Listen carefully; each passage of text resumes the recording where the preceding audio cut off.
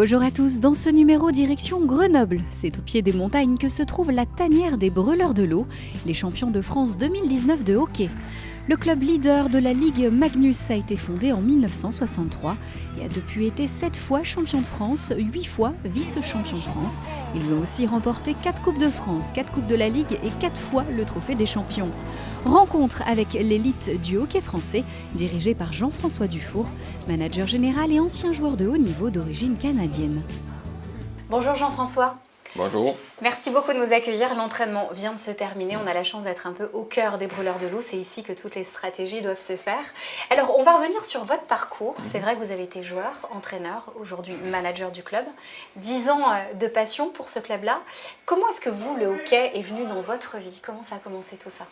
Moi, ça a commencé tout jeune, hein, dès un jeune âge. Mon père déjà était entraîneur. J'avais 2 frères plus vieux, puis on peut dire on a baigné dedans tout de suite à l'âge de 3 ans déjà sous les patins.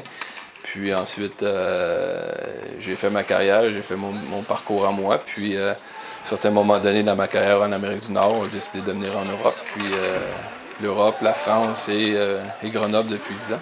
Alors au niveau d'un club comme celui-ci, effectivement, il y a eu des hauts, des bas. Aujourd'hui, vous êtes en haut. C'est quoi le plus compliqué? C'est constituer une équipe de joueurs, trouver des talents pour les mettre sur la glace? Ou non, c'est toute la partie sponsoring, financement. Il faut pouvoir aussi entretenir la vie de ce club avec les entraînements et payer les joueurs. Où sont les difficultés? Ou est-ce que c'est les deux? Moi, c'est les deux. Hein? Ouais. On n'a pas le choix. C'est quand même... c'est pas un sport qui est très médiatisé. Hein? On sait très bien qu'en France, c'est pas un sport majeur. Fait que c'est sûr qu'il y a beaucoup de travail à faire pour déjà, remplir la patinoire, 2, emmener des partenaires fidèles. Je pense qu'on était capable de créer ça. Hein? On a un groupe de gens là, qui travaillent sur le marketing, sur le commercial, qui font du travail au quotidien. Puis c'est beaucoup de boulot. Puis ils sont vraiment à fond. Puis ils réussissent à fidéliser nos partenaires. Fait que ça, c'est une grosse partie pour qu'est-ce qui est côté finance. Après, sur côté performance ici, l'organisation, c'est également, c'est du boulot, c'est de la passion. Hein? C'est la plupart d'entre nous qui sont ici au quotidien, qui embarquent sur la glace, que ce soit nous, les entraîneurs, le staff et les joueurs, c'est une passion qu'on a. Puis on la vit pleinement. Alors, quand on regarde la feuille de match, on a des Américains, des Canadiens. Quel est leur intérêt de venir à Grenoble jouer alors que sur leur territoire, le hockey est quand même l'un des sports rois? Moi, c'est un cheminement dans une carrière. Si on regarde, je dirais, moi, mon parcours, le parcours des Nord-Américains, c'est qu'à un certain moment, je dirais, le chemin, la route se ferme là-bas. Les possibilités deviennent de plus en plus difficiles. Puis, quand on est en Amérique du Nord, on entend parler du hockey européen, qui est quand même un autre style de jeu, un autre style de vie. Il y a une vraie différence, un style à l'européenne? Il y a un style à l'européenne, puis il y a vraiment un style, je dirais, un rythme de vie complètement différent aussi. C'est en Amérique du Nord, tu peux faire des saisons saison régulière à 80 matchs, plus les playoffs, tu es rendu à 100 matchs par saison avec beaucoup d'entraînement, un rythme beaucoup plus élevé. Tu viens en Europe, tu as beaucoup moins de matchs, les pauses internationales donnent un petit peu je dirais des temps de repos dans une saison. Puis je pense que ça attire beaucoup les Nord-Américains qui sont en fin de carrière en Amérique du Nord, qui se disent on va l'essayer, on va se donner un deuxième souffle. Puis si on retrouve le plupart des Nord-Américains qui sont dans notre équipe, c'est des joueurs qui ont tenté leur chance en Amérique du Nord. Puis à un certain moment donné, ça s'est pas goupillé comme qu'ils auraient voulu, puis ils ont décidé de venir faire un tour en Europe. Qu'est-ce qu'on peut vous souhaiter pour 2020? Qu'est-ce que vous attendez clairement de cette saison? Ben nous, c'est défendre notre titre. Puis c'est dur à faire. Hein? On dit souvent, gagner un championnat, c'est déjà très difficile. D'en gagner un deuxième consécutif, la tâche est lourde. On a eu nos bons moments, on a eu des moins bons moments cette saison. On tourne la page. Hein? Hier, c'était le discours avec nos joueurs. On tourne la page, là, puis on part sur les 3 prochains mois, qui sont les 3 derniers mois ensemble, le groupe qu'on est, puis d'aller jusqu'au bout encore une fois et soulever la coupe. C'est tout ce qu'on vous souhaite. Un grand merci d'avoir pris le temps pour nous. Et puis je vous laisse repartir effectivement à votre entraînement. Merci beaucoup. Merci beaucoup. Les Brûleurs de l'eau sont champions de France. La saison s'annonce donc difficile pour conserver le titre face aux Dragons de Rouen. Le temps de les rejoindre sur la glace. Petite pause en aura. On se retrouve juste après. Direction la Savoie maintenant avec Saint-François-Longchamp. Dans la station mauriennaise, tout l'hiver, il est possible de faire du ski ou bien évidemment du snowboard, mais aussi à la tombée de la nuit. du curling humain.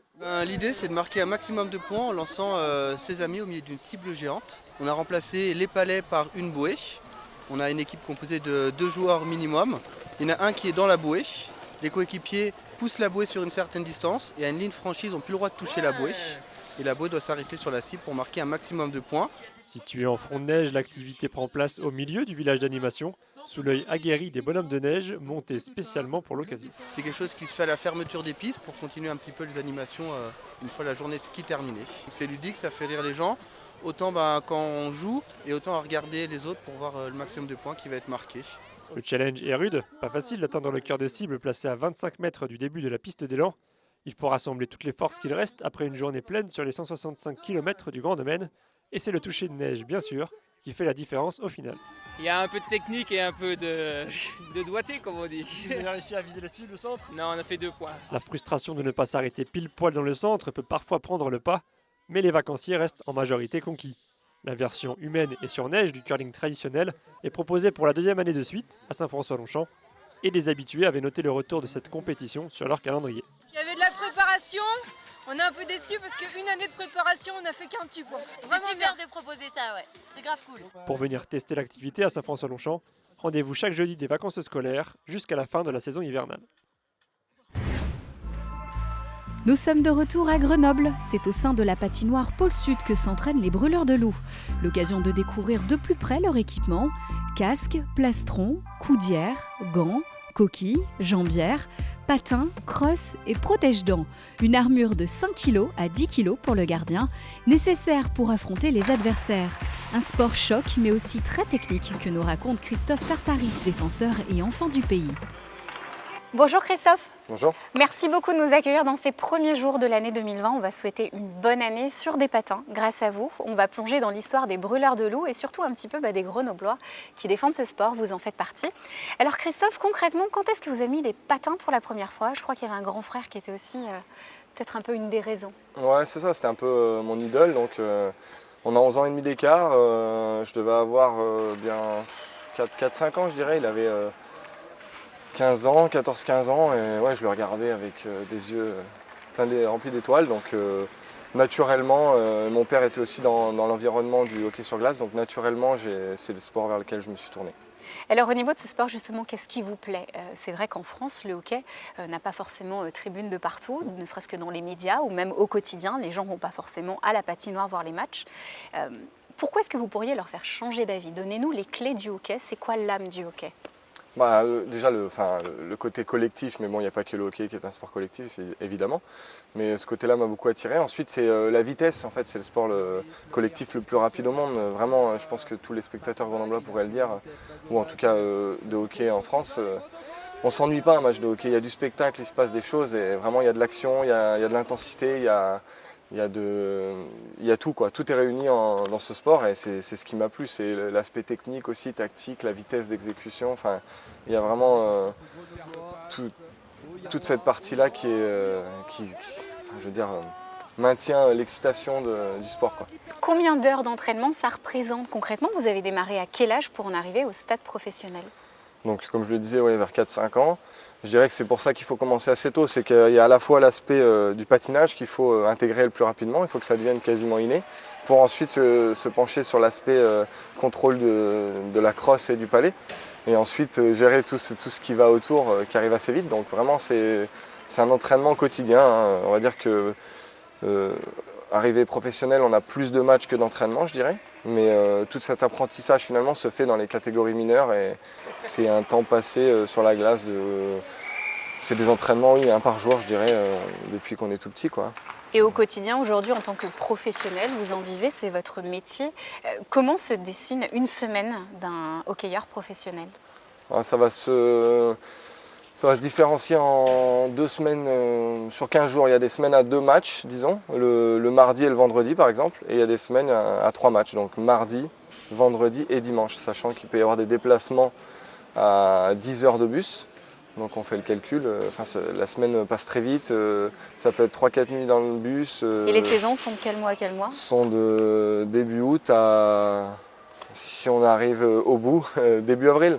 Donc c'est sûr, ça s'étale sur 9 mois. Parce qu'il y a beaucoup de blessures Beaucoup de risques oui, physiques. on finit assez amoché, hein. On ne fait pas de très bons vieux, je dirais, mais ça fait partie du jeu. Enfin, je veux dire, c'est aussi, on vit de notre passion, quoi. Hein, Et justement, au quotidien, comment est-ce qu'on vit sa passion financièrement? C'est vrai qu'entre des footballeurs, des rugbyman, les hockeyeurs, vous êtes sur quelle position? Est-ce qu'on arrive à vivre de ce sport correctement aujourd'hui en France, ou on est encore à la frange de ces milieux professionnels amateurs? Je pense que c'est compliqué, étant donné qu'il n'y a pas les droits télé et que c'est essentiellement localement que les clubs arrivent à vivre économiquement. Donc c'est assez compliqué. On va dire que certains joueurs qui arrivent, les jeunes, ont plus de mal, mais bon, il faut être patient et avec le temps, on arrive à en vivre très correctement.